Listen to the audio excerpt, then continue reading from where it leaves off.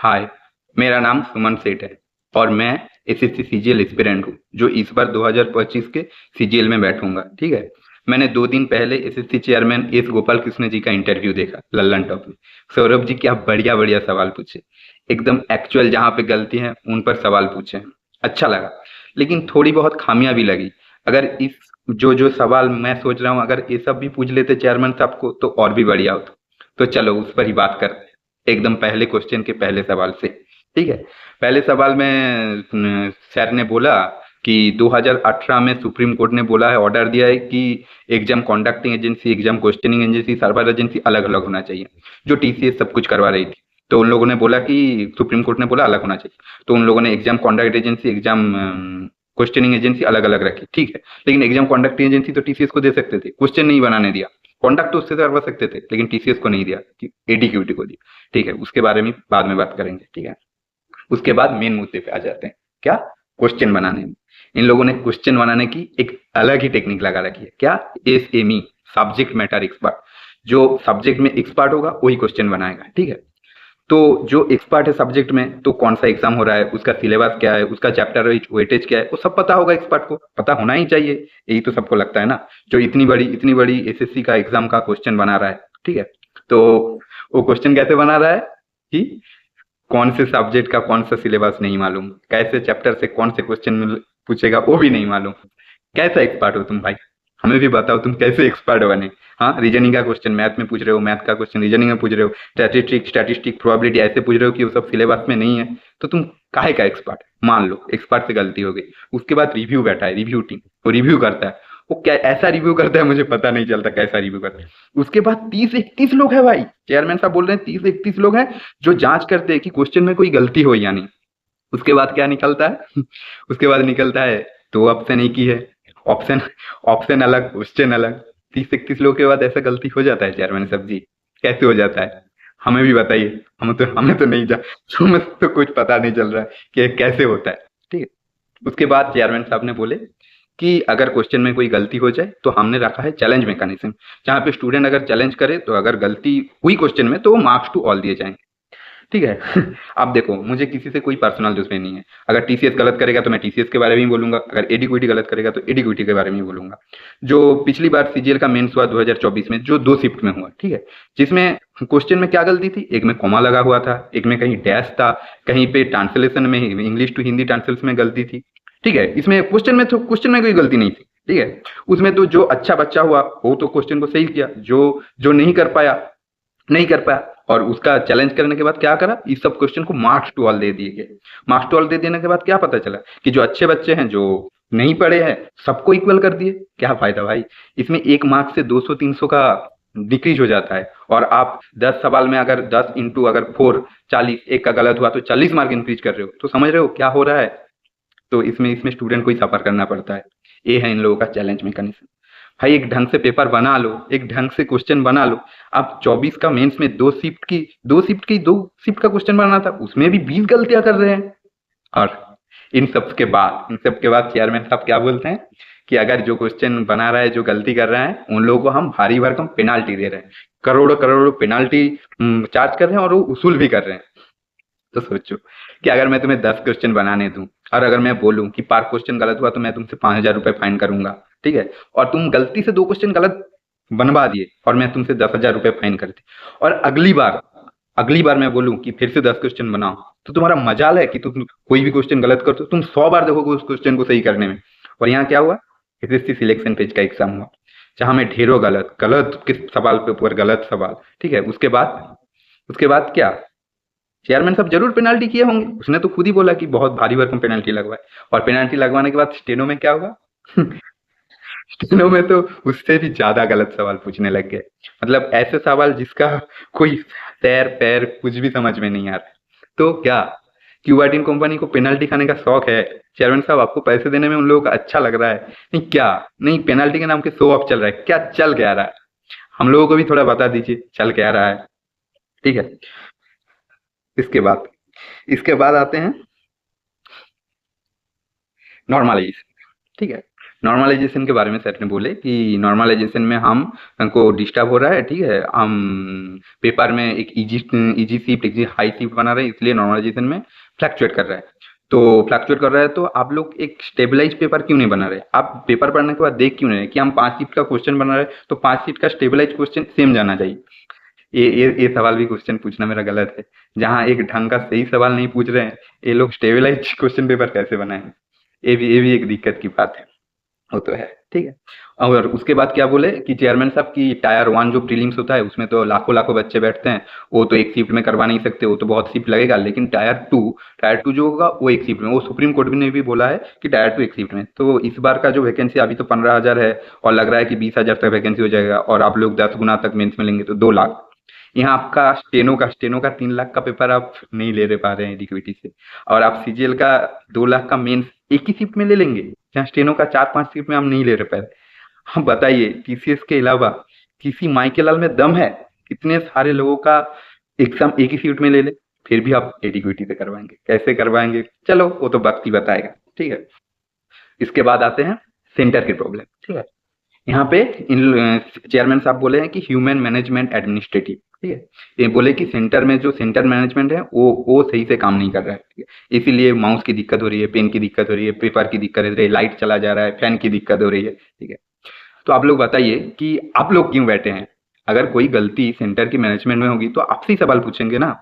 और एक बात बताइए कि जब सेंटर में मैनेजमेंट इशू होता है, आप लोग ऑडिट नहीं करने नहीं जाते क्या?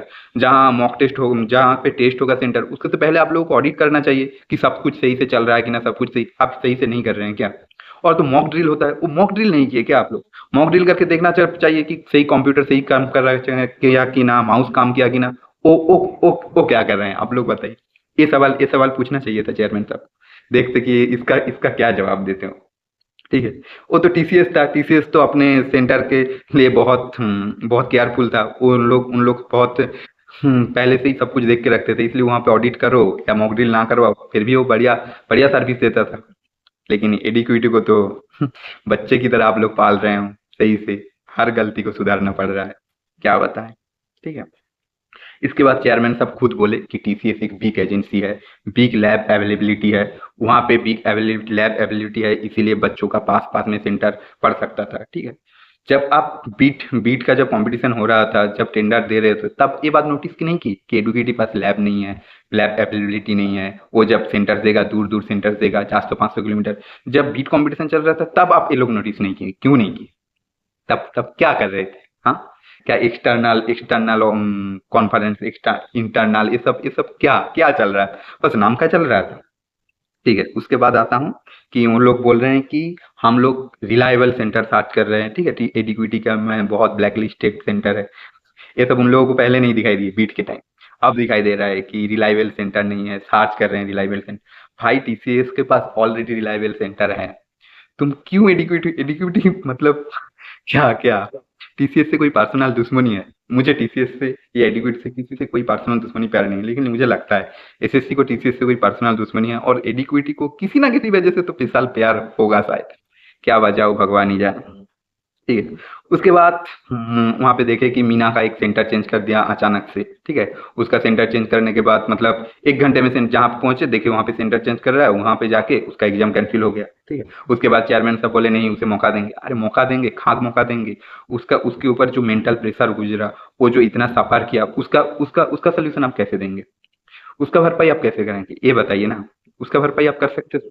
उसका तो भरपाई नहीं कर सकते, ठीक है।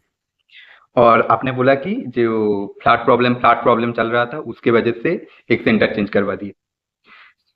भाई वो फ्लैट प्रॉब्लम की वजह से एक सेंटर चेंज करवा दिए, और बाकी बाकी जो लोगों का ऐसे मिनट मिनट में सेंटर चेंज किए, उसको उसको आप कैसे एड्रेस करेंगे?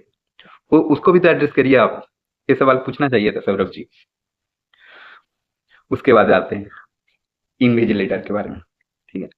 इन्विजिलेटर के बारे में क्या है, एक इन्विजिलेटर ही होता है जो अच्छी तरह से पूरा एग्जाम कंडक्ट करा सकता है फ्लुएंटली, एकदम सक्सेसफुली। एक अच्छा वेल एक्सपीरियंस्ड नॉलेजेबल इन्विजिलेटर ना हो तो एक एग्जाम अच्छी तरह से नहीं हो सकता, ठीक है। ये सबको मानना पड़ेगा। लेकिन ये लोग क्या किए कि एक 400 रुपए में दिहाड़ी देके लोग ला दिए, जिसको माउस चलाना नहीं आता, जिसको फिंगरप्रिंट लेना नहीं आता, जिसको इन ये थोड़ी सी चीज नहीं पता कि एग्जाम के वक्त फिंगरप्रिंट और सिग्नेचर नहीं लिए जाते। बस 1 घंटा का मौका मिलता है, उस टाइम में भी आप फिंगरप्रिंट सिग्नेचर लोगे तो कैसे चलेगा? ऐसा इन्विजिलेटर रखोगे तो एग्जाम सक्सेसफुली कैसे कंडक्ट होगा? और चेयरमैन साहब क्या कह रहे हैं कि हाँ, अगर हम एलिजिबल ले लें तो वो कैंडिडेट एसएससी में एग्जाम में बैठेगा, वो पेपर देख लेगा, तो पेपर में प्रॉब्लम है, तो ऐसे बच्चे हम ढूंढ रहे हैं कि जो जो एसएससी का प्रिपरेशन ले रहे हैं। तो क्या अब मजदूरों से इन्विजिलेटर का काम करवाओगे भाई? जब बीट बीट का चल रहा था तब ये बात नहीं देखा कि एडीक्विटी के पास परफेक्ट इन्विजिलेटर नहीं है जो ठीक से एग्जाम कंडक्ट कर? नहीं क्या सिर्फ पैसे ही देख लिए कि कम पैसा ले रहा है तो जो जो कर रहा है करने दो, बस उसी को ही दे दो। चल चल कह रहा था तब, ये नहीं होता। जहाँ पे टीसीएस के पास एक एडवांस्ड ऑलरेडी उसके पास एम्प्लॉय है जो एक्सपीरियंस है, नॉलेजेबल है इन्विजिलेटर, उन लोगों को छोड़ के दिहाड़ी वाले इन्विजिलेटर ढूंढ रहे हैं और क्या बोल रहे हैं कि हम लोगों को इम्प्रूव करेंगे। नहीं नहीं, उनका भी एक अलग कर लो, उनका भी एक अलग सा क्या कहते हैं सेंटर दे, तो उन लोगों को ट्रेनिंग करवाओ, उसके बाद इन्विजिलेटर बनाओ, सबको ट्रेनिंग देते रहो। उसके बाद सर नहीं बोला कि एडिक्विटी ब्लैक लिस्टेड है, नॉट एलिजिबल है, मतलब सौरभ जी ने बोला। तो उसके बाद क्यों दिए कि ये सब ट्रांसपेरेंट प्रोसेस है। ट्रांसपेरेंट खाए का ट्रांसपेरेंट प्रोसेस मुझे नहीं पता। जैसे एक ब्लैक लिस्टेड नॉट एलिजिबल को मिल जाता है हाँ का ट्रांसपेरेंट प्रोसेस। उसके बाद उन्होंने सर एसएससी चेयरमैन ने बोला कि एक लो बीट और टेक्निकल लो हो तो उसको नहीं दे सकते। ठीक है, तो एडिक्विटी क्या टेक्निकल लो नहीं है, बहुत टेक्निकल हाई है। और टीसीएस के बारे में बोला टीसीएस हाई बीट है, टेक्निकल हाई है, तो हाई बीट में भी नहीं दे सकते। जहाँ रेलवे करवा रहा है टीसीएस या आईबीएसए कर रहा है, उन लोगों को हाई बीट नहीं लगा, आपको हाई बीट लग गया। ठीक है, ठीक है, हम मान लेते हैं कि हाई बीट लगा। आप एडिक्विटी से करवा रहे हैं, इसमें क्या पड़ रहा है? 500 से 600 सेंटर में सेंटर दूर दे रहे हो, 500 से 600 किलोमीटर, उसमें आना जाना रहना खाना, उसमें तो 3-4 हजार का खर्चा हो जा रहा है। तो इससे भला अच्छा था ना कि आप टीसीएस से कॉन्ट्रैक्ट करके 500 रुपये हम लोगों से दे देते, ले लेते, तो हम लोग खुशी खुशी दे देते। टीसीएस घर के पास करवा लेता, एग्जाम बढ़िया से भी कॉन्ट्रैक्ट कर लेता, है ना? तो ये सब पैसा बच जाता। आप इनडायरेक्टली हमसे ज्यादा खर्च करवा रहे हो। समझ रहे हैं चेयरमैन साहब जी? दिक्कत कहाँ है? दिक्कत ही दिक्कत है। उसके बाद लास्ट में सौरभ जी बोले कि आपका जो वो इंटरनल कमिटी बैठा था, उन लोगों ने बोला कि एडिक्विटी को जांच करके बोला कि विंडोज पे से काम कर रहे हैं जो सेफ नहीं है। ठीक है, सेफ नहीं है, लेकिन किया नहीं, फिर भी हम करवाएंगे। एडिक्विटी जितना प्रॉब्लम हो फिर भी हम करवाएंगे। क्यों? क्योंकि हमको एडिक्विटी से स्पेशल प्यार है, वो हमारा छोटा बच्चा है, छोटा बेटा है, जो प्रॉब्लम है हम मान लेंगे। क्यों? क्योंकि उसने बीट कम दिया है, उसके पास लैब नहीं है, उसके पास टेक्नोलॉजी नहीं है, उनके पास इन्विजिलेटर नहीं है, अच्छा लैब फैसिलिटी नहीं है, पेन नहीं है, पेपर नहीं है, कुछ नहीं है, फिर भी हम उससे ही करवाएंगे। क्यों? उसका बीट लो है। कोई लॉजिक, कोई समझ में नहीं आया लॉजिक। और क्या कह रहे थे सिर्फ कि वो तो पहला करवा रहा है, हम 1 साल टाइम लेंगे, उसको इम्प्रूव करवाएंगे। और ये इस 1 साल में इसका वो लास्ट अटेम्प्ट है। जो लड़की इस बार जो शादी जो बोले हैं कि इस बार अगर नहीं हो पाया तो घर पे शादी करवा देंगे उसका। इतने ऐसे हजारों लाखों लोग का तो आप इस 1 साल में करियर बर्बाद कर दोगे। इसका कोई भरपाई आप कर पाएंगे? नहीं कर पाएंगे। ये सब सवाल पूछना चाहिए था चेयरमैन साहब को। अगर पूछते तो और भी बढ़िया होती। छोड़ो, इस सब के अलावा कुछ अच्छे चीज भी उन्होंने बताया है चेयरमैन साहब जी। वो आधार ऑथेंटिकेशन करवाए हैं, जिसके बारे में बोले कि अगर हो जाए तो नहीं होगा, देखते हैं, शायद ऐसा हो तो माल प्रैक्टिस ना हो तो और भी बढ़िया है। और वो चैलेंज के बाद रिफंड होगा, ये भी अच्छी बात है। और वेटिंग लिस्ट और वो स्लाइडिंग सिस्टम क्या आने वाला है, वेटिंग लिस्ट होगा तो और भी बढ़िया होगा। ठीक है, और आई विश कि टायर 2 जो हो वो एक ही शिफ्ट में करवा दे। मुझे तो नहीं लगता है डीबीटी की बस की, फिर भी देखते हैं। जय हिंद। और एक सवाल, अगर लालन टप जी आप देख रहे हैं तो अगली बार एसएससी चेयरमैन से जब मिलेगा तो ये सब सवाल भी करिएगा। ठीक है, धन्यवाद।